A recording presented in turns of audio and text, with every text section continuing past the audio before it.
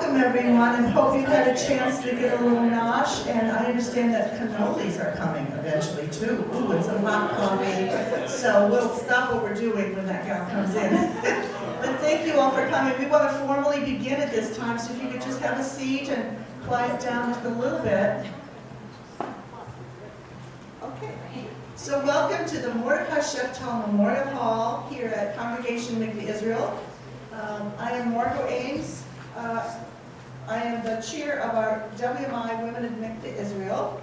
And I'm honored to see cannolis. And I'm honored to welcome the cannolis to the program. Thank you, Memorial Health. So I'm honored to be here today to welcome and thank our distinguished panel from Memorial Health. Can we give them a round of applause? Before we begin, I have a special heartfelt thanks to our very own Tami Tishberg. She had the love, the care, the drive to put this program together to help us all at the same time that she is on her own medical journey. Truly amazing.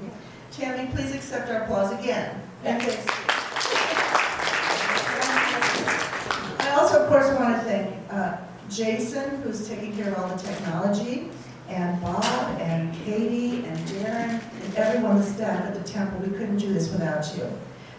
All right, so thank you to our generous and distinguished panel from Memorial Health. I'm now going to turn it over to Maureen O'Hara, who's going to introduce the panel to us.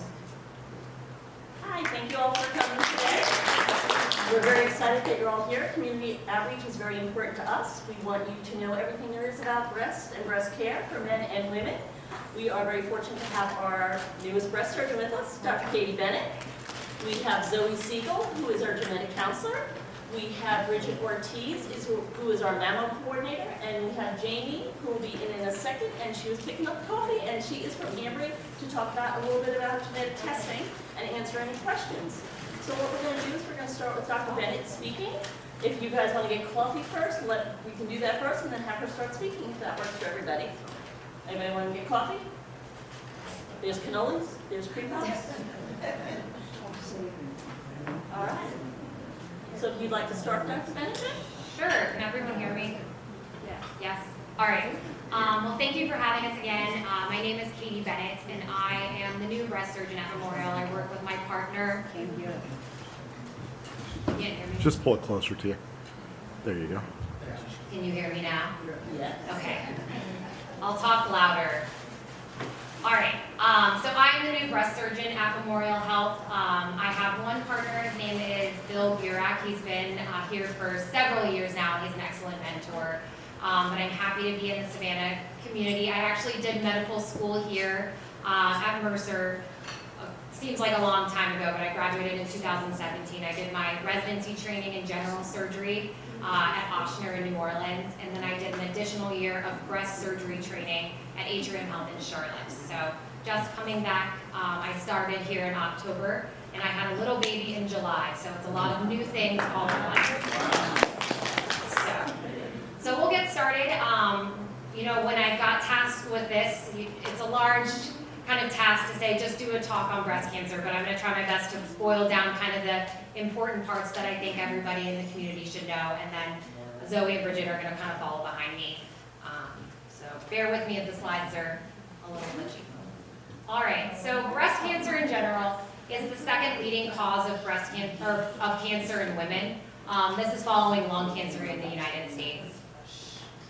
It's okay, you guys can talk. It's the second most common cancer other than skin cancer. So 1 in 8 women we know get breast cancer in their lifetime, so that's roughly 12% of women get either a precancer or breast cancer in their lifetime. The 5-year survival rate is largely dependent on the stage of presentation. And we know that the mortality has been declining, which is excellent, since 1989 due to earlier detection with screening mammograms and improved treatments. So topics for today that I want to discuss. First, I think the most important is really just to know your own body and know how to do a breast exam. To know if there's anything wrong, to come and call, to see your primary doctor, or to call an expert. We'll talk a little bit about breast imaging. Dr. DeMello, our radiologist at Memorial, unfortunately has COVID and couldn't be here today. So I have picked up her slides. So I am not a radiologist by training, but I'm going to try my best. We'll talk a little bit about the management of high-risk patients. We'll talk about different types of breast cancer treatments, and then a little bit about survivorship. And then if you guys have questions during the presentation or afterwards, I'm happy to answer anything. So when doing a breast exam, really, a breast exam should be done about every month. Really, if you're still having menstrual cycles, it should be done after your menstrual cycles. If you're not having menstrual cycles, it can be done any time in the month. Look first at yourself in the mirror, just look for any asymmetries that you might note in your breast.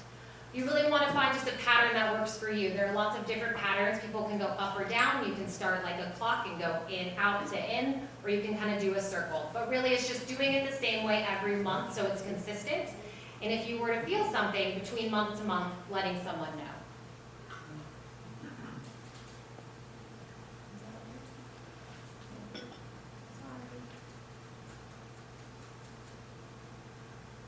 All right, so that was just a quick aside. I just think it's very important for everyone to be doing breast exams. So these are Dr. DeMello's slides. So we're going to talk about imaging.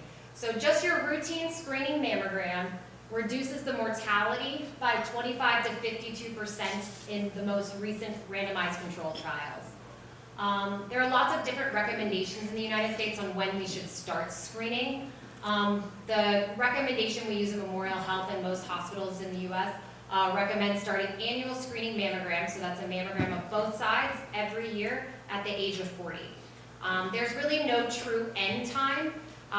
Some people say to stop at 80, but really as long as you're healthy and you know you can be treated, we recommend continuing mammograms as you continue to age. So this is what a screening mammogram looks like, or just a mammogram in general. It's really just looking at breast densities. It's a glorified X-ray. Mammograms are looking at the fat and then the breast tissue in the breast. We do mammograms in two views, so we compress the breast top to bottom and then side to side. There's a difference between a screening mammogram, which you guys all should be getting once a year, and a diagnostic mammogram. Although they're both mammograms, a diagnostic mammogram is for when something is wrong, when we're looking for something specific in a specific breast. So only if you're having problems we really order diagnostic mammograms or we're following something closely. We do special compression views, so sometimes Bridget and her team will do extra compression on one area and take multiple different pictures with these diagnostic mammograms. We also utilize breast ultrasound quite frequently. Ultrasound is another way to look at the breast. And really, we're using that for diagnosis, but it's also being more used in practice for screening, so taking a look. Typically, we do screening ultrasounds on patients that have denser breasts. It's, as you can see right there. There are also a lot of people, when they come and see me, they talk about their breast density. So there are laws and guidelines now in Georgia that anytime you get a mammogram, we should be reporting what your breast density is. A radiologist like Dr. DeMello grades your breast density A through D. A meaning it's very not dense, it's a lot of black on the screen, it's easy to detect things that pop up that can be small. All the way to D. Is there a D? So more dense tissue. So there, instead of more fat, there's more of this dense connective tissue in the breast, making it more difficult for a radiologist to see small masses that may pop up in the breast. Some people say it's like looking for a polar bear in a snowstorm. It's just much more difficult to read. That's when we would start talking about potentially adding supplemental imaging like ultrasounds and potentially MRIs.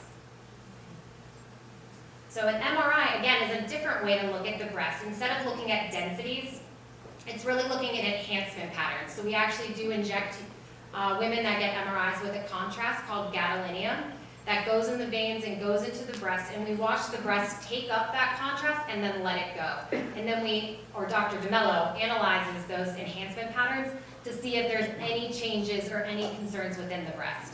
It's typically what we call a more sensitive test, meaning that it picks up on smaller cancers, often overlooked on mammograms.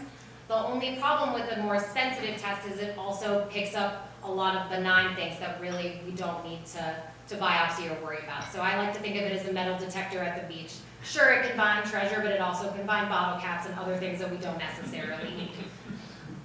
But it can, again, pick up on these kind of smaller cancers, smaller areas that we may have missed otherwise. This is just a picture of a MRI. So an MRI does look at both breasts at the same time. It also kind of gets a nice picture of your heart, your lungs, things like that. And we're really looking at kind of this contrast enhancement. It also does these nice pictures in color that can help the radiologist determine if there's something going on the breast that needs more evaluation. Additionally, and maybe Bridget can talk a little bit more about this, multiple centers across the United States are offering these contrast enhanced mammograms, and it's kind of a combination between a mammogram, which is using the densities, and an MRI, which is using the contrast. So we actually inject women with that contrast, and then they get their mammograms, and again, it's able to help highlight and visualize lesions that we otherwise wouldn't see. So similarly, this is an original, just a normal mammogram. It's fairly dense, so there's a lot of white background, and you can see this circle here is saying that that woman feels something right there. But we really can't see it on the mammogram. When they give her the contrast and they do the mammogram again, you can easily see there's a highlighting kind of region right here that's enhanced by the contrast. So it's just an additional tool that we can use for patients that are more dense. So again, just in summary of Dr. DeMello's slides, every woman should be getting a screening mammogram at the age of 40. Every woman, especially those that are African American or Ashkenazi Jewish, should have a risk assessment at age 25, and we'll talk a little bit more about that. And that really, we do that at Memorial at the time of your mammograms. We determine your kind of risk status among everyone in the population, and we talk to you about things that we may need to do to watch you closer to mitigate those risks. And then every woman and man should talk to their provider about breast cancer risks and undergo appropriate testing as needed. And thank you to Dr. DeMello who helped with these slides. I'm sorry again, she couldn't be here today, but we're happy to answer questions at the end, but just wanted to give you those slides. So, she wanted to add one more thing. Dr. DeMello also wanted me to mention just radiation exposure with mammograms. That's a pretty hot topic. Anytime we get any type of imaging, there's always a little bit of radiation that we get with those imaging, especially mammograms. So the dose of radiation with an average mammogram is this 3 milligray, which is about the same as 6 weeks of kind of just living, natural background radiation. So the radiation from the sun, things like that. So it's very, very negligible, very, very small. If you're only getting 1 mammogram every year, the benefits significantly outweigh the risks. And that's what Dr. DeMello just really wanted to hit home, was that mammograms are very safe, low radiation, and really should be done every year. All right. We'll briefly touch on high-risk status, and I know Zoe's going to talk to you guys a little bit more about genetics. But there are high-risk populations. Populations that we consider high-risk include patients with high-risk lesions, things that we biopsy that aren't necessarily cancer, but that put you at an elevated risk of breast cancer. Any patient with dense breasts. So again, when it's difficult to see new mass or calcifications on a mammogram, it puts them at a higher risk that we might miss something. People with family history, very strong history of breast cancer. Other cancers that we think about that are associated include breast cancer, ovarian cancer, pancreatic cancer, colon cancer, melanoma. And then genetics, knowing that you have a genetic mutation puts you at a higher risk for breast cancer, which Zoe will talk about. Really the goal with all of this with high risk screening is early detection. So it's finding patients that are at high risk and trying to avoid having a cancer, but really just trying to detect it as early as possible. There's also prevention mechanisms that we'll talk about that include medical treatments as well as surgical treatments. Just to briefly touch on the high-risk lesions, there are multiple high-risk lesions we see on biopsy. So women will often come in with an abnormal mammogram. We'll do a biopsy and it'll come back with one of these kind of long-named lesions. Atypical ductal hyperplasia, atypical lobular hyperplasia, or lobular carcinoma in situ. all of those are considered high-risk lesions, putting patients at an increased risk of getting a breast cancer in their lifetime. So these, we do not think turn into breast cancers, but just prove that these patients are at higher risk. For the atypical lesions, they have about a 4.5 to 5 times increased risk than the average woman. LCIS, or this lobular carcinoma in situ, has about a 1% increased risk of breast cancer every year. So in 15 years, about 15 to 70% increased risk of breast cancer in either breast. So those are the patients we want to highlight and we want to screen and watch closer. Hereditary breast cancer, I'm going to really let Zoe touch on this in a minute at the end. But we know that about 70 to 80% of breast cancers are just random, they're sporadic, they're just mutations in the cells that you have. About 15 to 20 are running in families, and about 5 to 10% of those we know are related to genes that we can specify and identify in genetic testing. When we, at Memorial, see you for your annual mammogram, we do a risk assessment. So when you see us, you actually fill out a form with all of your history. That includes family history, any previous genetic testing, if you've ever had previous biopsies, and then other kind of more easy questions. How old you were with your first pregnancy, did you breastfeed, things like that. All history about your family and about your personal hormone or estrogen exposures. And we put these into a special calculator called a Tyrer-Cusack score, and it calculates your risk of having a breast cancer. As we talked about, the average woman's risk is about 12.5%, but everyone's different. So when I put my numbers into this calculation, I have a 17% risk of breast cancer. When a woman takes this, or we do this little scoring system, and they're over 20%, a 20% lifetime risk of breast cancer, we want to try to bring them into a high-risk screening pool, so we watch them more closely because we know that their risk is higher than the average woman. And that allows us to do, supplemental screening, potentially ultrasounds, MRIs, or just breast exams, and potentially genetic testing. Other things you can do, even if you're not high risk, we do know that prevention is key with any medical problem, anything. So we do know healthy behaviors do reduce the risk of breast cancer. Physical activity can reduce the chance of breast cancer by about 12%. Really, that's related to obesity. We know that fat cells can convert and change over hormones and have a role in the estrogen pathway. So the more adipose or fat tissue you have, you could have more estrogen and potentially could propagate a hormone-sensitive breast cancer. We know that healthy diet also helps decrease alcohol intake. We do not think that vitamin E or D reduce the risk of breast cancer. There are also risk medications we can do and give to patients that are extremely high risk for breast cancer. That's something we would recommend patients talk to their medical oncologist, but these decrease hormones in the body to hopefully reduce the risk of a hormone-sensitive or hormone-positive breast cancer. And then for patients that are really high risk or have significant genetic or family history, we can talk about doing prophylactic surgery, so doing breast surgery before they have cancer. All right. We'll quickly brush over breast cancer and pathology. So really, when I talk to patients, I talk about how most of us just think the breast is fat, but the breast is an organ, the breast does have a function. When women have babies, we make milk. So even though you may not have had babies, you didn't lactate, even if you're a man, you have parts that function in the breast. We have lobules that make milk, and we have the ducts or the tubes that lead to the nipple that, if you were to have a baby and breastfeed, that would deliver milk to the nipple.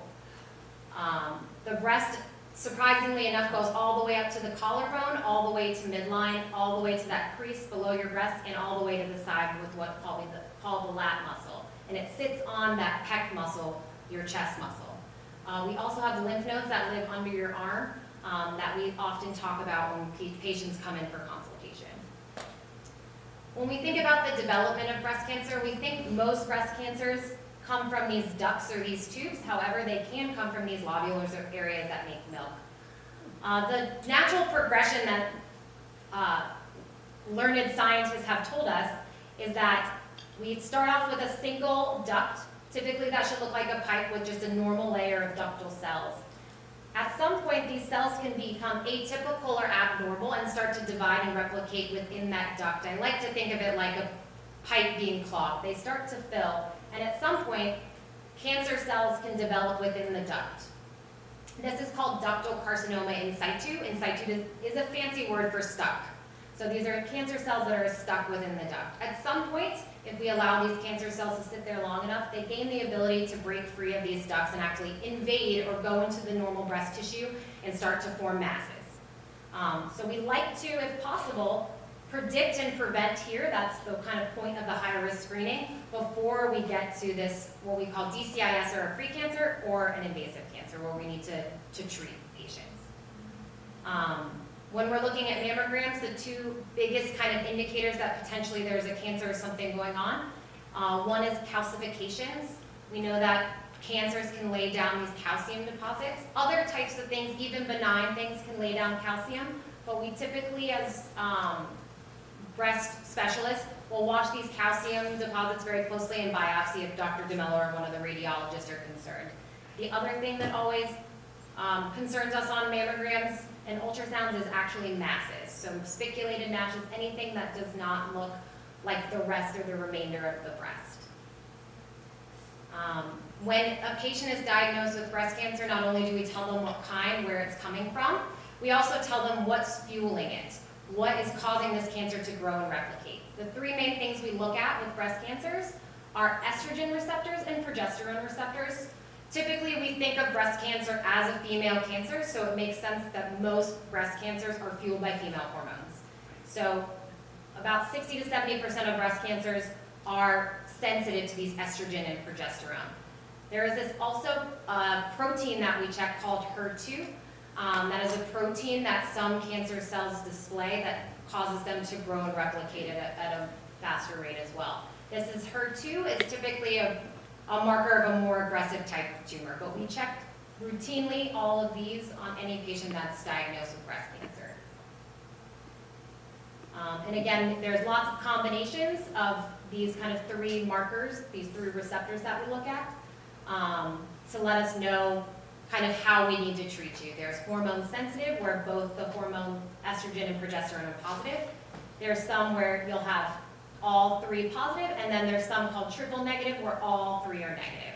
And really, the combination of these three things, along with the size and other things with patient, is really how we make a decision as a breast care team what kind of treatment you need, whether you need chemotherapy, surgery, radiation, or a combination of all three.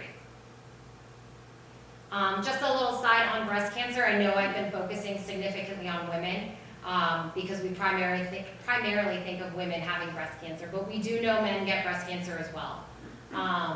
We typically do not screen men for breast cancer, but they can get imaging. We know that about 1 in 800 men in their lifetime will get breast cancer, so that's about a 0.1% chance of breast cancer, and the average age is around 60, 63. They typically present later because you're not getting screened, because you're waiting to feel something. Often patients don't present until it's way later and the stage is greater. So we often see that the outcome is worse, not because the pathology is different, just because men tend to present later. We know that the highest risk is in African American, Ashkenazi Jews, and other patients with genetic abnormalities. If anyone's taking or has higher estrogen states or has a history of radiation. We would always, if a man came in to me with a lump, a breast lump, we'd first start out with an exam, then we would talk about getting mammograms and ultrasounds. And yes, men can get mammograms. And we treat it pretty much the same as female breast cancer. So really the kind of main reason for bringing this up for the men in the room is if you feel something, say something. It's always better to get checked out and have someone say it's nothing than to wait too long and then be in a position where you're going to have a worse outcome. All right. So we'll go through treatment of breast cancer. Yes, sir.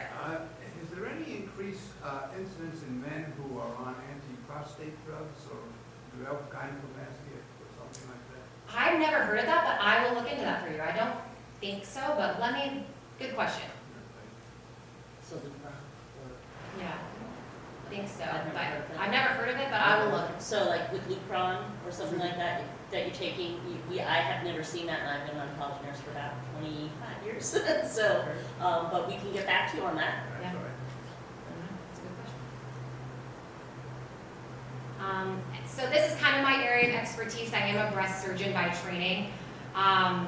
The treatments for patients with breast cancer, like I said before, there's no standard formula. Some patients have chemotherapy, some patients don't. Some patients do chemotherapy before surgery, some patients do surgery before. It's really very patient specific. But when we talk about surgery, typically, unlike a lot of other ailments or surgeries, we give patients an option. There is a choice in most situations. The two main types of surgeries we talk about are what's called a lumpectomy and a mastectomy. A lumpectomy is what it sounds like. We actually take the cancer out while leaving the rest of the breast the same. So typically we make a small incision in the breast. We actually localize the tumor with special technology.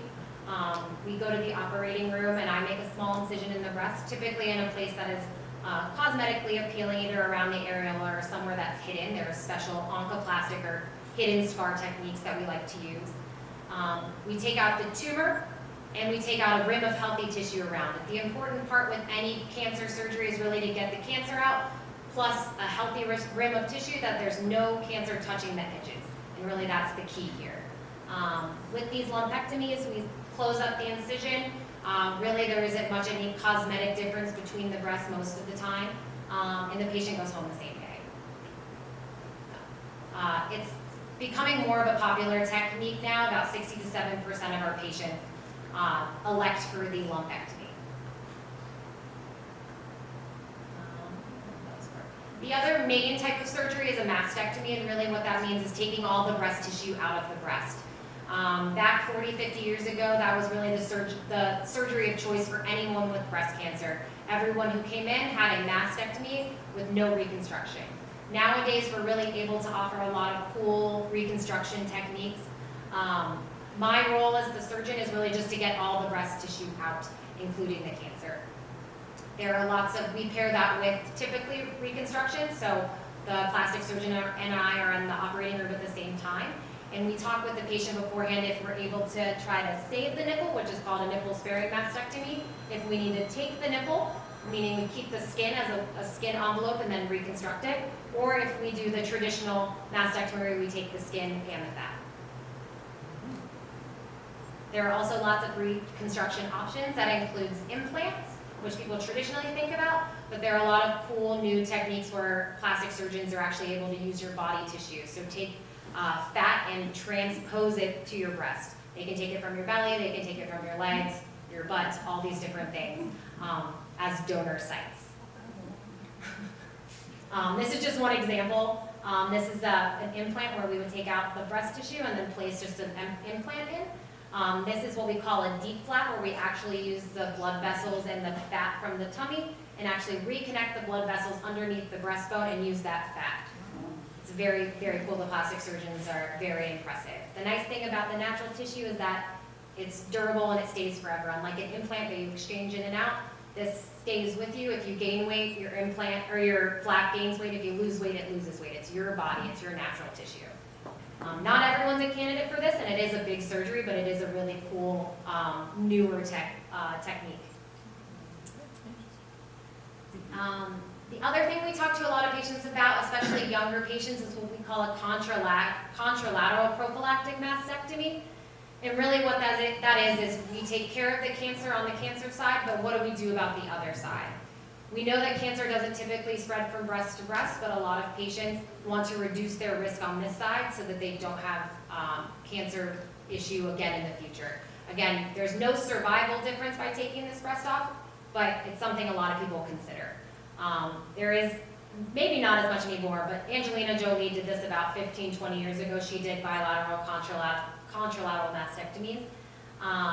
We also see a lot of patients, because of the use of MRI, and finding small lesions that may or may not need biopsy, that a lot of people will opt to do both sides when they have a cancer diagnosis. There's a lot of emotional advantages to doing both sides. not having to worry about developing cancer in that side, not having to get mammograms anymore, things like that. Unfortunately, a mastectomy doesn't reduce your risk of cancer 100%. So we know that if you do a mastectomy, it reduces your risk of getting cancer on that side about 95%, but there's a 3 to 4% chance you may still have a breast cancer. Because of how we take the breast tissue out, it's like peeling an orange peel off an orange. There's always a potential that there's microscopic disease left on the skin, left on the muscle. There's unfortunately nothing we can do, even the best breast surgeons in the United States. There's no way to guarantee that you won't get a breast cancer, but it does significantly reduce your risk. The other part of surgery that we often talk about with patients with breast cancer is axillary surgery. So we know those lymph nodes live under your arm. We all have about 15 to 30 lymph nodes that live under the arm. If breast cancer was trying to leave the breast and go somewhere else in your body and find a new home in the brain, the bone, the liver, and metastasize, we want to check these lymph nodes to make sure that there's no cancer because they're the gatekeeper of the breast, is how I like to think about it. So during surgery, whenever I do a mastectomy or lumpectomy for cancer, I typically talk to patients about checking the lymph nodes, and how I do that is actually inject the breast with 2 different substances, a blue dye and a radioactive dye. And it travels the path of one of these lymphatic channels that leads to the breast, and it highlights the first few lymph nodes that drain the breast. And I take those out to sample them, and we prove that there's no cancer in them, or if there is, then we have to talk about other things. But this is pretty much standard of care. 40, 50 years ago, maybe even 30 years ago, everyone that had breast cancer had to have all their lymph nodes taken out. So this is one of the biggest developments in breast cancer in the last 20 to 30 years. Dr. Bennett? Yes. But if you do, in the lumpectomy, you take out the sentinel node, Mm-hmm. is it possible that a lymph node has bypassed that area and is spreading cancer? I mean, can you miss it? So yes, you could. So we know that what we call sentinel lymph node biopsy with dual tracers, so using the blue and radioactive dye, has a sensitivity and specificity about 95 to 97%. So we know that it's very reliable that we're going to take out the correct nodes. There's always a chance that cancer, we could miss the wrong node, 2 to 3% chance, I guess, or that cancer has bypassed that node completely. It's pretty rare, but it does happen. We typically think that if cancer is going to try to go anywhere in the body, it'll stop in those nodes first before going somewhere else. You're welcome. And again, this is just a kind of schematic of all the lymph nodes that live under your arm, and myself and the other breast surgeons take up only a few, the first few that drain the breast. One of the feared complications with axillary surgery, and one of the reasons why we are now doing sentinel lymph node biopsies instead of axillary dissections where we take all the nodes, is what's called lymphedema. So 30 years ago, when they were taking all the lymph nodes out under the arm, women had about a 20 to 30% chance of permanent lifelong arm swelling called lymphedema. Because the lymph nodes under the arm drain the arm with lymphatic and fluid, without those, the body has no way of getting rid of that fluid, and it stays in that arm. With this procedure, that drops that rate of lymphedema to about 4 to 6%, which is excellent. Much, much better. So again, one of the biggest developments in breast cancer from a surgery standpoint. One of the other things we talk about is axillary webbing or cording. That's more common with axillary dissections as well. It's really just a pulling mechanism that can happen that we need to use physical therapy for. And at Memorial, we do have 2 lymphedema trained physical therapists that specialize in that. So we're very fortunate to have that and offer that to our patients. Yeah, there are a lot of cool new things that the physical therapist can do. There are compression sleeves, there are pneumatic devices that actually squeeze the arm, a lot of physical therapy exercises, things like that we can do even before we do axillary surgery to try to decrease the risk of getting it, but definitely after surgery if you start to show signs that you're having some arm swelling. So this part is the kind of other treatments we do after breast cancer. This is not my specialty, but I'll kind of briefly touch on that.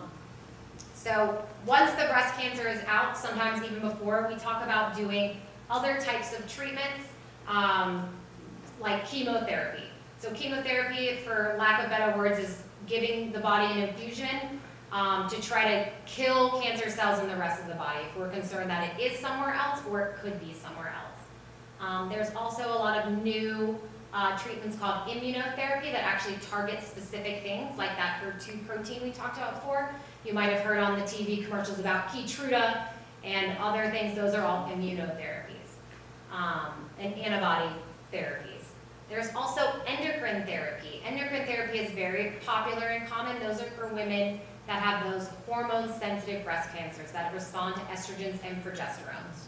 Once we're done with your treatment, these endocrine therapies, or these pills, are a pill that you take every day for 5 to 10 years, and they reduce the risk of a breast cancer recurrence by 50%. So it's a really good insurance policy after you've gone through all the hard work of surgery, of radiation, of potentially chemotherapy, to decrease the chance of this coming back. And so there's different medicines for if you're premenopausal or postmenopausal, but a lot of women that you may talk to that have breast cancer are on these types of medications. When we talk about just kind of chemotherapy, we know about 6 out of 10 women have what we call that hormone sensitive. About 2 women out of 10 have that HER2 receptor that often requires more chemotherapy type medications or immunotherapy. And about 2% have triple negative, meaning that they don't respond to hormones and they don't have that HER2 protein. And those patients also typically benefit from some type of chemotherapy. This is a little in the weeds, but we do have this kind of new technology, new test that we do for women that are hormone positive for their breast cancers. They're small cancers. We actually have this really cool test called an Oncotype, and what that is it's a recurrence score. So after surgery, let's say we take out a woman that's 60, we take out a breast cancer, it's not very big and it's sensitive to hormones. We send the actual tumor, not the patient's blood or anything, the tumor to a lab, it's actually in California, and they test the tumor's biology and tell us what are kind of the chances that this is going to respond to chemotherapy, and what is the benefit to you as a patient in terms of this cancer coming back. And it gives us a score of 0 to 100, looking at what is the benefit of using chemotherapy.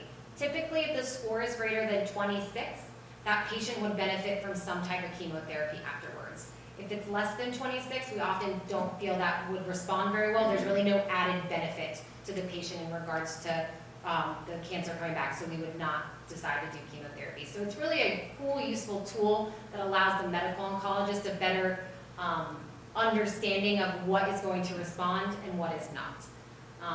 Again, before kind of these new tests, a lot of patients would just receive chemotherapy because that's the way that it was.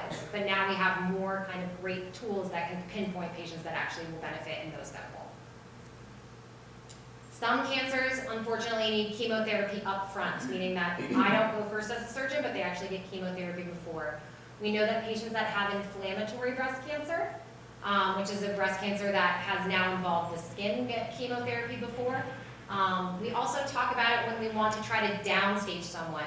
So if someone comes in with a really large tumor, but really, really desires to keep their breast, we'll often try to treat them with chemotherapy up front to watch the tumor shrink so that I, as a surgeon, can go in and take out a smaller tumor and avoid doing a mastectomy. We also often treat patients that have node-positive disease up front. So if they come in to me and they have a breast cancer, but we already know that they have a biopsy-proven lymph node, we'll often do neoadjuvant or chemotherapy before surgery to try to make that, basically sterilize that lymph node, make it where all the cancer is dead, and then I could potentially avoid doing a bigger axillary surgery and only do the sentinel node surgery.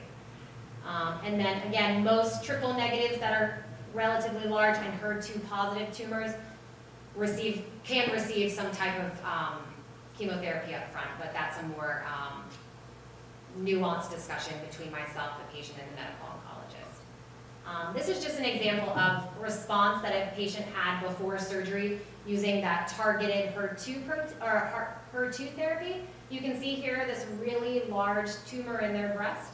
Once they finish chemotherapy, really we only see this tiny little trace really almost gone. Patients that have HER2 positive tumors respond very well, very, very well to these new targeted treatments. So it's a very great tool to use up front. Now, what's the time between those two? Typically, if It's about 3 months, 4 months, kind of whatever the length of chemo is. We try to do imaging before treatment and after, which typically can be anywhere from 3 to 6 months. I don't have this specific one. Yes, ma'am?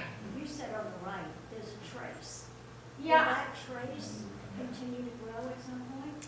So we don't know. There's a lot of studies now trying to see if we even need to do surgery on patients that will have what we call complete imaging response.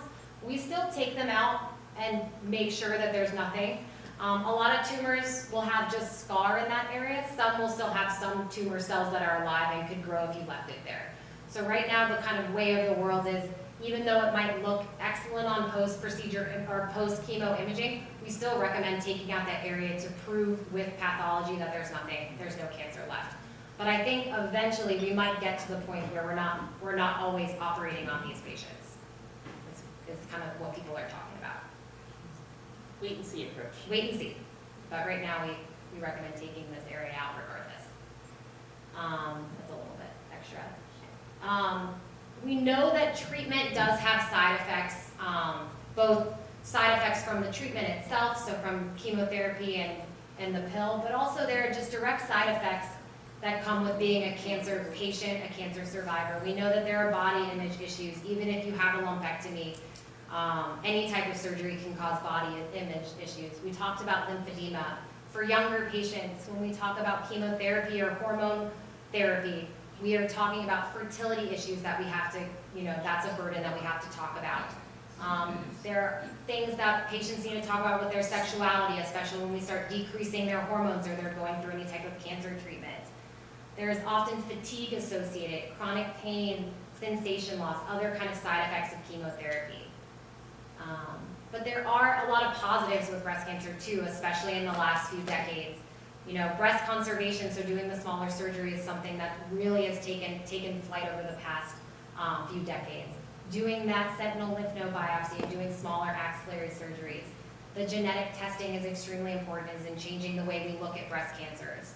HER2-based therapies, so targeting that protein has really, really helped. There are other things called genomic profiling, and then the 3D mammograms, the contrast-enhanced mammograms, the MRIs, they're all helping us find cancers that are smaller, hopefully leading to patients getting diagnosed earlier and treated at a lower stage. And really the last thing is just survivorship. I know a lot of us know people with breast cancer. 1 in 8 women get breast cancer, so odds are multiple people that have had or have breast cancer.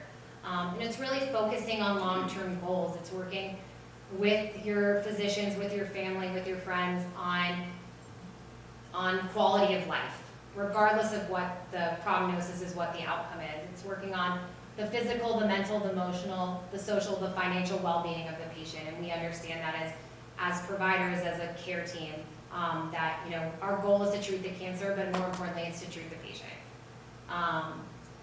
The big thing for me is continued surveillance. We want to watch these patients for many, many years. Just because the cancer is gone doesn't mean it can't come back, even if you're doing all the right stuff. So we watch these patients very closely with routine images after and clinical breast exams. And then we have great support groups. I know especially at Memorial, we have really a great team. We have nurse navigators that actually help patients navigate through this whole kind of burdensome process. We have support groups, community outreach events like this, other things. We really want patients to feel like, we're all on the same team and that we're supporting them. I don't know why that's backwards. But I've really enjoyed working at Memorial. I think we have a great team. I think that there's a lot of room to grow with cancer care, and everywhere everyone is working to try to develop new things that can help patients. So I'm looking forward to the future of healthcare and breast care. And even though maybe one day I'll be out of a job, that'll be okay with me. It's well worth it. So thank you guys so much for your time. And any questions or... Oh my goodness. All right, we're going to start in the front and we'll work our way back. Yes, ma'am. Here, can Do you want... Oh. oh yeah, that'd be great if you can hand that to. Does the density of the breast increase with age? It actually decreases with age. We typically think that younger women have denser breast tissue, and as we age, the connective tissue is actually replaced with fat. So typically, as you age, you might notice on your mammograms that you went from a higher density to a lower. It's not always the case, but that's typically what we see. One of the other things too is people who could be 90 pounds can have fatty breasts. I did not know that that was something that I learned. I always thought that fatty breast meant you were a fat person, Yeah. but it does not. So skinny people can have fatty breasts, so if you hear that you have a fatty breast, you're skinny. That's okay. It's okay. Your predecessor did mammocyte with me Okay. 17 years ago, so that was, I had radiation twice a day for 5 days. Where is that today? Is that still being used or Good not? question, and I should have touched on radiation. I think I might have taken it out of Dr. DeMella's slide. So radiation is also a treatment we talk about with breast cancer. Typically we pair with lumpectomy, because if you think about a breast cancer, or a lumpectomy, we're only taking out part of the breast. So really what radiation does is it's kind of sterilizing, for lack of better words, the rest of the breast to ensure that you're not gonna have any problems. It reduces the recurrence risk on that side by 2/3. So it's a really important tool with lumpectomies, sometimes used with mastectomies as well. But radiation, like you said, is typically at Memorial we do external radiation, where we either do partial breast or whole breast. The radiation oncologist delivers the radiation beam just to that breast. It avoids the lung, the heart, all the bones.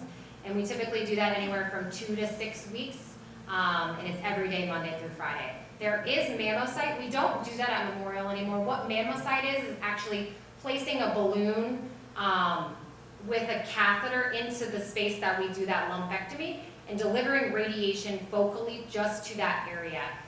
Some centers in the U.S. are still doing that. I don't know when they stopped at Memorial, a few years. They also used to do what's called IORT, which is an intra-op radiation, similar concept where they put this source. Yeah, yeah, they put this source in the breast and they delivered radiation while you're on the table. Now I wish I had a radiation oncologist here to talk to you a little bit more about it, but really at Memorial right now we do either partial breast or whole breast external radiation.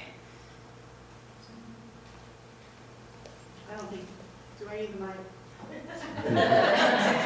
I'm from New York, you know, most of us don't need the mic. I'm just curious. I believe I heard you say that there's a lot of variation in treatment. Yes. Okay, so are there clinical pathways that exist for treatment of breast cancer? Yes, there are. So we follow typically we have a cancer kind of group within HCA Memorial called Sarah Cannon, and they really follow what we call the NCCN guidelines. They're the national cancer kind of guidelines for breast cancer. So there's kind of these linear pathways that we follow. So there are pathways, it just really depends, it's patient specific, including, you know, breast size, tumor size, all the receptors, if there's lymph nodes involved, it's anywhere else in their body, family history. So there's a lot of kind of just different pathways we can go, but yes, we do follow the clinical pathways. I like to refer to that as the cookbook. Yes. You take out the cookbook, you look what you have, and you go right down, and it tells you basically, okay, you have this type of cancer, this is what you have, this is what we're going to do, this is how we're going to treat you, you have these options, and this is how we go. And that's part of the discussion that the physician, the oncologist, the radiologist will all have with you. So it's very important that patients involved in those discussions. We do tumor boards weekly, and what happens is the tumor boards, we have a radiology, who reviews all the slides. We have Dr. Bennett and Dr. Burak, the surgeons there. We have social work, we have our nurse navigators, we have our imaging team, we have pathology that will review the biopsies, and everyone sits around the table, has a seat at that table, and they discuss your case. Well, what do you think? Should we be doing it this way, or should we do that? Should we do neoadjuvant? Should we treat them before, or should we treat them after? So it's really great because everybody has a say at that table, and every case is discussed, which is fantastic. So that's one of the great things that we do have at Memorial. We also have a high-risk clinic for the women and men that are at high risk. We get you in to see a nurse practitioner who follows you more closely, may order those extra testing, whether it's a 6-month follow-up, a 3-month follow-up, breast exams more frequent. We also have a social worker that specializes in oncology and a dedicated dietitian. And they're all available to all our patients. Thank you, Lorraine. You have another question? Actually, if I may, I have a couple.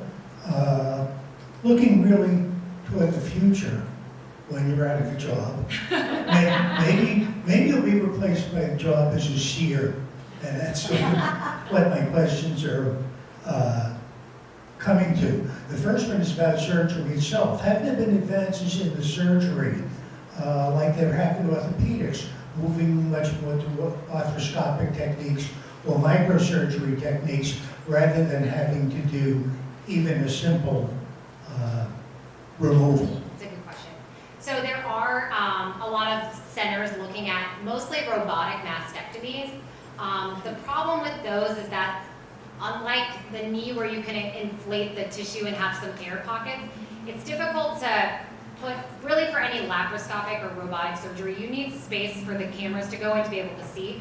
So with the mastectomy, sometimes it's difficult from like an ergonomics and a just putting ports in and getting imaging in the breast to really see. But there are some centers that are moving to try to replace some of these larger incisions with more smaller, like laparoscopic sites. We haven't done that here yet, and I don't know.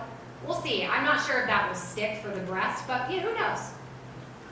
Okay, Good the question. second thing is a lot of what you have talked about are techniques that can be used for determining whether there is a cancer onset, so to speak, in the body. You know, mammogram doesn't detect that you might get it next year. Correct. It detects that you have it now. Yes. Are there any studies that are going on looking at diagnostic techniques, I'll call them, which are aiming toward the likelihood of something coming on into the future? And is there anything going on in the idea of preventive treatment rather than palliative treatment? Zoe, you want to talk about genetics and testing for that? Yeah, so, can everybody hear me? Speak up. Pull it over. Can you hear me now? So some of the things, some of the options that people have would be the endocrine therapy, like Dr. Bennett mentioned in her presentation. So we know that that can reduce the risk for breast cancer in higher risk populations, and it's not just something that women take if they've had breast cancer before. The majority of women who take that medication have had breast cancer, but it can also help to reduce any first breast cancers. And then also prophylactic mastectomy. So if we know that somebody has a higher risk for getting breast cancer, then they can have surgery to remove both breasts. Again, that doesn't completely eliminate that risk, but it does dramatically reduce it. So one of the things we're doing is we're bringing patients in. When they come in for their mammography, we're doing an assessment with them when they come in the door. During that assessment, Dr. Bennett mentioned it briefly, we do an NCCN guidelines to see if you meet, and we also check your TC score, which is a thyroid score that's also checking. So if you meet the NCCN guidelines, we offer genetic testing the same day, where we can send you to the lab, have that testing done and performed. We use a lab in California, it's called Ambry Genetics. They work really closely with us. We have started that in July for all our mammography patients. We had been doing it about a year and a half before that for Zoe's clinic, which is the high-risk early action with a nurse practitioner. Ambry offers, there's information in all your packets. What they do is they you'll be offered this. They will call you if you have a copay that's greater than $100. They will let you know that. Most of the people in Georgia have been covered if they have Medicare, and it's been costing between $8 and $12. The most that you can pay if you want to be a self-pay and your insurance doesn't cover it, or you decide you want this but you don't meet the guidelines, it's $249. It's a quick blood test. Our high-risk clinic, that's one of the things that you can make an appointment if you have questions about genetics. Zoe's always willing to meet with you, talk to you, get that testing done based on heritage, things like that. So it's a pretty exciting time at Memorial that we're offering this to every patient. When they come through the door, they're screened and they're assessed. So we're excited. Well, I'm from the Bronx, so I certainly don't need it. From the Bronx. The Bronx. And then a question. Yes, sir. The comment is related to some things you said about the development of techniques of breast cancer surgery. Firstly, I was privileged enough to be a medical student when my mother had breast cancer in the 60s. And the genius professors asked if I wanted to scrub in on her mastectomy. I didn't think I could gain much out of that. I was in my early 20s or whatever. But she had, for a 2-centimeter lesion, a radical mastectomy down to the bone, down to the rib cage. So her quality of life was affected terribly from her 50s on by having this terribly deformed and painful area for the rest of her life. So that you guys now doing lumpectomies have made an enormous difference. As a matter of fact, I think it was Halstead who did first surgeries, and they took the clavicle, they did this ultra radical stuff trying to cure breast cancer. So the quality of life from lumpectomies is dramatically different. So my question is, since you mentioned Ashkenazi Jews a lot, in this room there's probably a cloud of Ashkenazi Jews floating around. It's palpable. Could you say a little bit about the BRCA gene testing? Yes, And, yeah, so we for instance, in young women with significant family history and Ashkenazi background, when should they be tested for BRCA, and what's the significance of being BRCA positive? Okay, so 1 in 40 Ashkenazi Jews, and that doesn't just include women, it's men and women, will have a BRCA mutation. And the BRCA genes, they're actually genes that we all have, and they're there to help protect us from cancer. But if somebody has a mutation in one of those genes, then it means that it can't work properly, so it's not protecting somebody from cancer like it's supposed to. And somebody that has a BRCA mutation, they have a condition called hereditary breast and ovarian cancer syndrome. We call it that because those are the 2 main cancer risks that we see. For women, what we can do is we can start their breast imaging at much younger ages. We actually start breast imaging for those women as young as 25. So they have breast MRIs once a year from age 25 to 29. And then once they get to age 30, they add mammograms to that. And typically they space those out every 6 months. So if somebody has a mammogram in January, then they'd have a breast MRI in July. And that way they're not going more than 6 months between doing some type of breast imaging. There's also that option for the double mastectomy. Again, it's really a personal decision. Ovarian cancer is a type of cancer that's difficult to screen for. We can remove the ovaries to help lower that risk. That's not something that we do in really young women though. Usually it's not before age 35, just because there's all sorts of other potential complications and side effects later in life that women can experience if they go through menopause really young.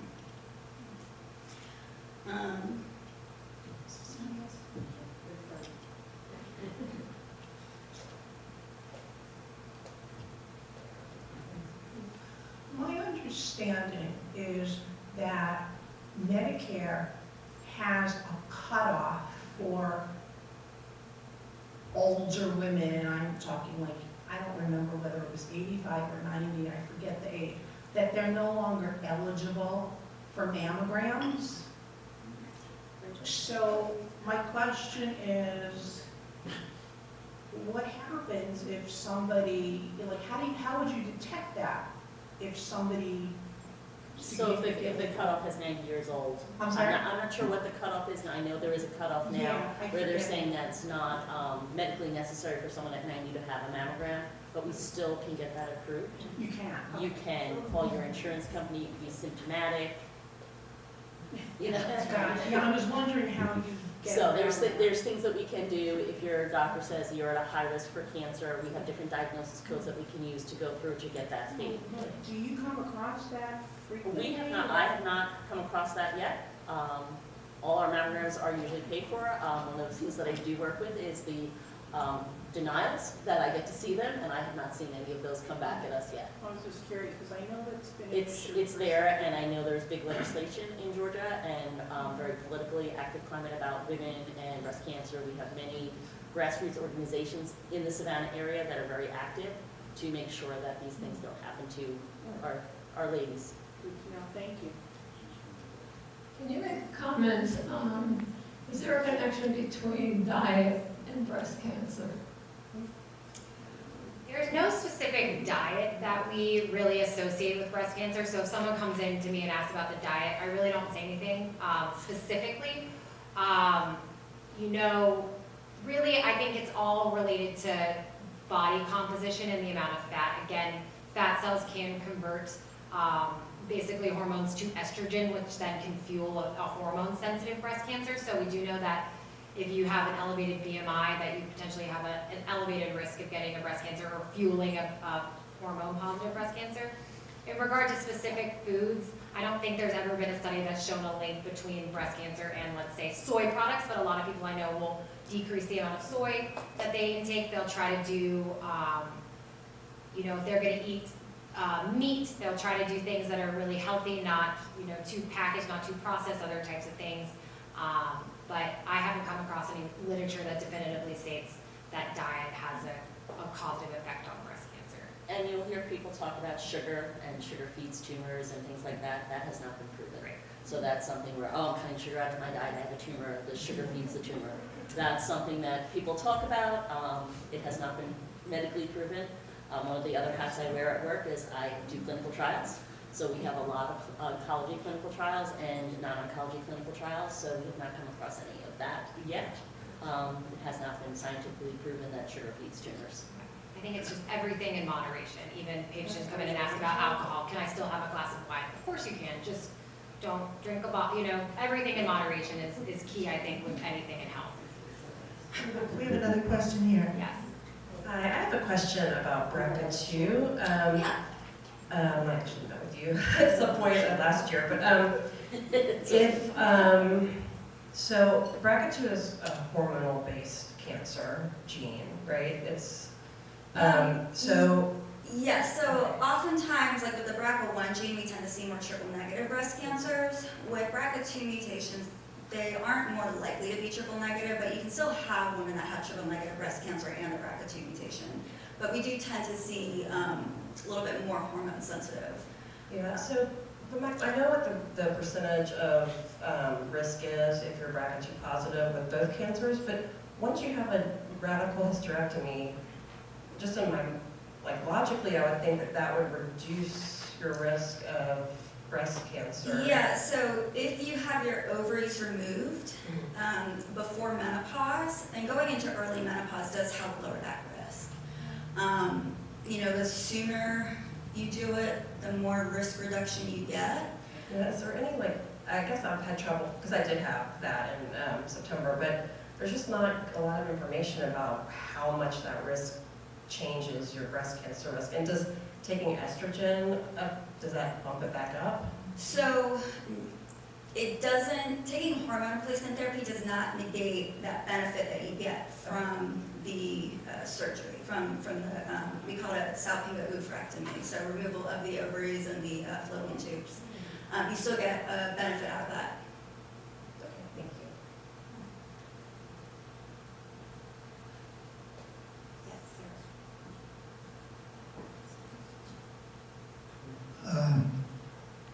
Is there a relationship between the likelihood of somebody getting breast cancer and other cancers?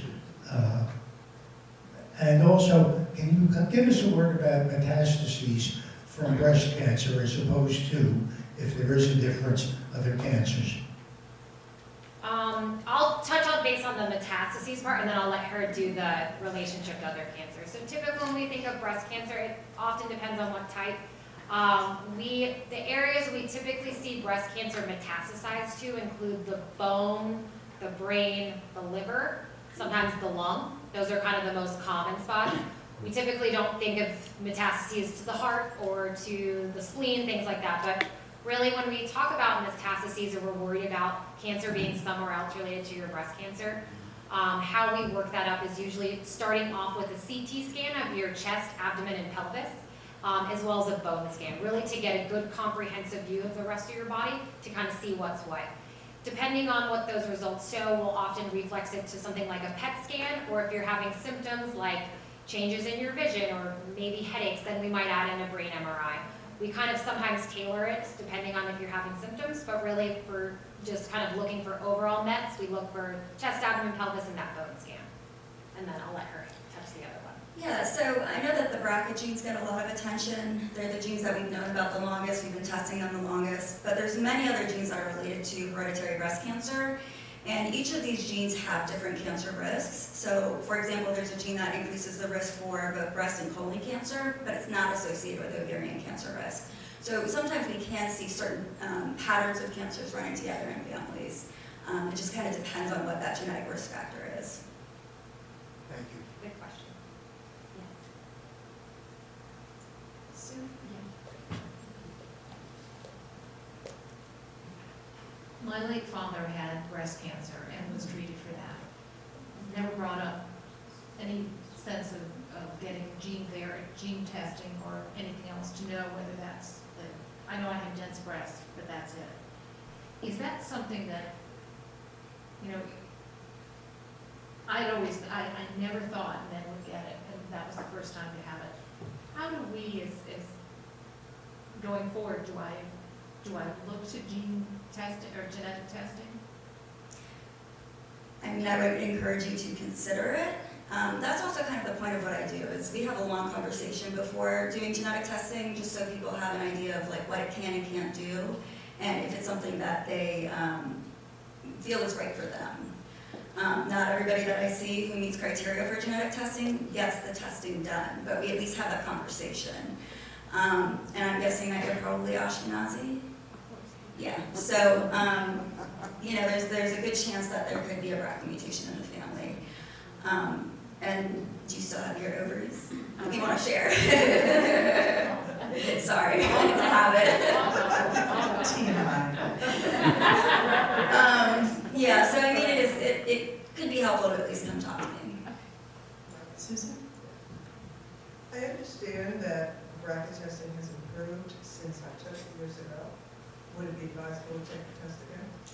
I mean, it just really depends. So there are 3 specific founder mutations in the Ashkenazi Jewish population, and those would have been tested many years ago, and we would have been able to find those.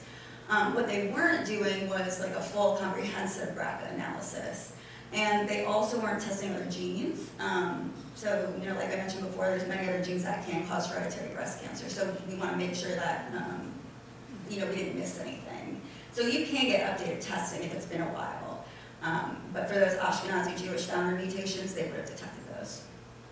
I was just going to say for anybody who's Ashkenazi, I actually don't have a family history of breast cancer, ovarian cancer, or those related cancers, but last year I unlocked you can pay if you've done 23andMe and probably Ancestry also. If you've done a DNA test, you can pay like an extra $100 to unlock your health results, and that's how I found out, and I was completely shocked. I obviously followed it up with a blood test that confirmed it, but that is a way, if you've done that and you're curious, that's kind of an easy way to find out.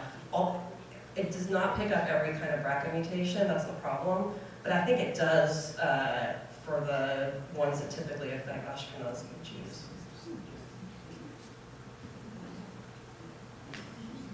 Carol? Just a resource. I found out years ago, after falling through the cracks on any type of funding, any kind of insurance to test me, because back in the day, genetic testing was not considered an adequate way of determining cancer diagnosis. And it was rather expensive. I'm a BRCA girl, thank goodness my children are not. However, my husband and I set up a fund through the Spanish Jewish Federation called the Greenberg Health Resources Fund.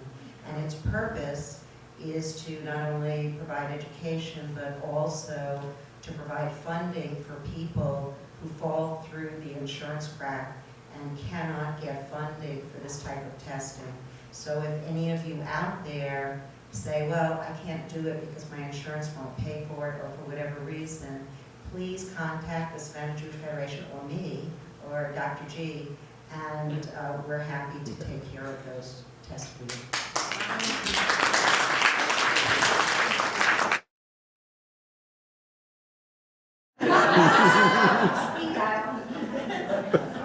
I wanted to add a few things too.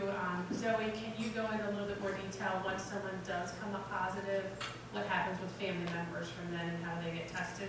Yeah, so once somebody has a positive test result, we encourage them to share their test reports with family members so they have the option to get tested.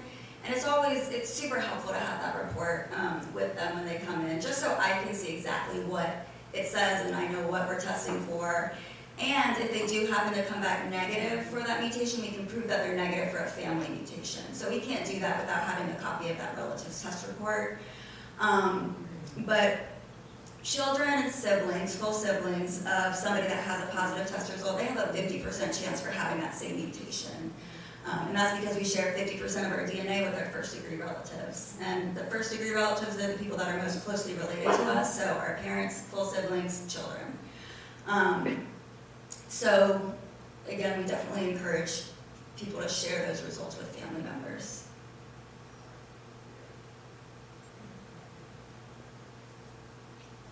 All right, One last question, Ms. Marchi? Two quick questions. One, is there a certain age that you don't recommend doing genetic testing that you do? Yes, so generally we don't test minors for what we consider to be adult onset conditions.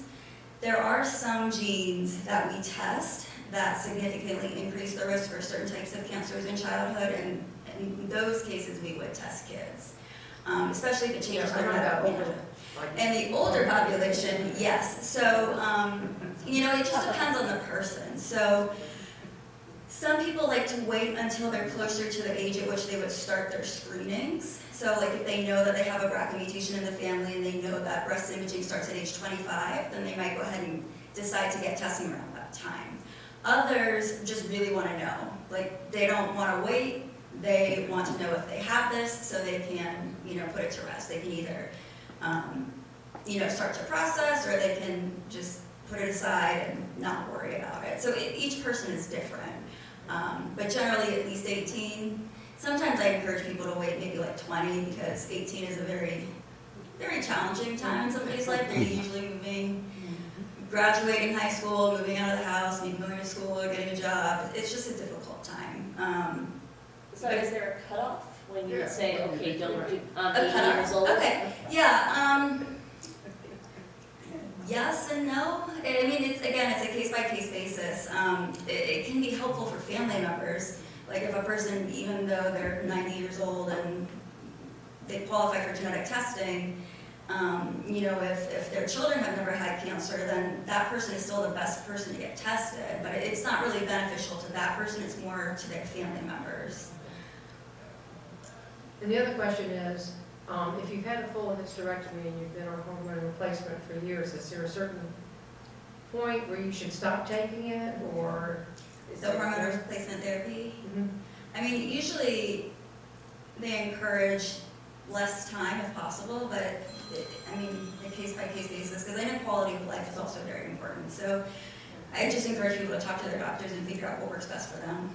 I think with that too, really talking to your OBGYN, whoever's prescribing it, and if you're on hormone replacement therapy or something, making sure you're getting your mammogram every year, making sure you're doing self-breast exam, making sure your primary care and your OBGYN are also doing breast exams, so that at least if there is something, we're catching it early. But if you're gonna stay on it, I would just be very vigilant with your breast exams.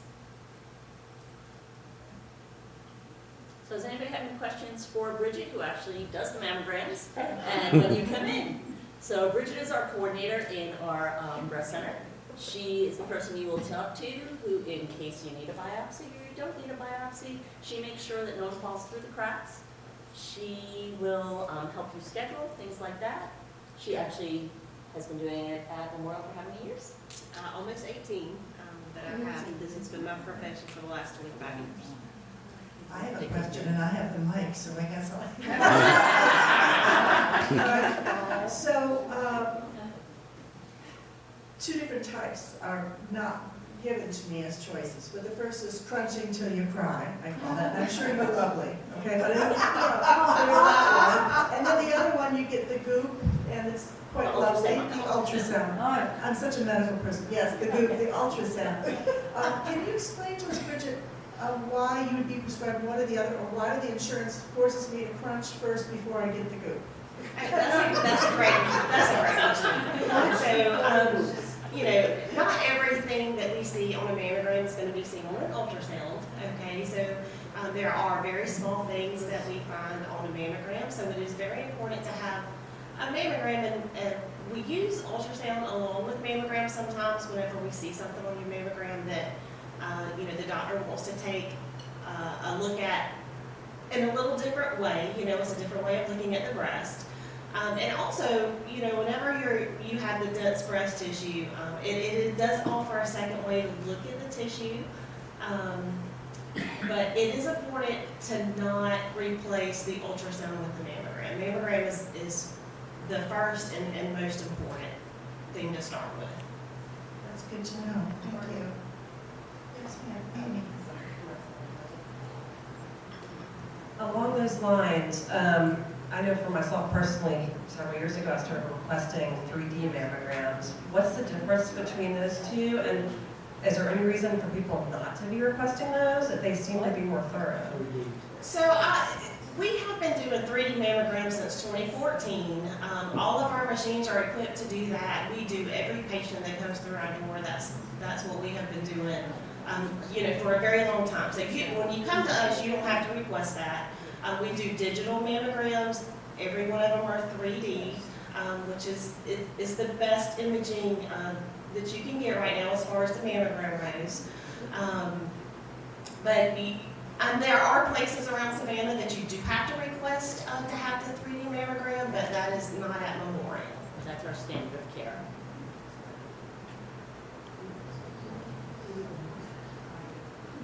I think that's it for questions, yes? Can I just confess something? I really didn't want to come here. I really didn't want to come here. I love Tami. And of course, I would come here. I have way too much experience with breast cancer in my life and with my loved ones. So and I know everyone here has been touched, or you wouldn't be here, correct? We could go around the room and talk about all the challenges. But I will say that this panel is inspiring to me and informative and power. Knowledge is power. And I feel like you've empowered me to feel more brave going forward. So I thank you so much.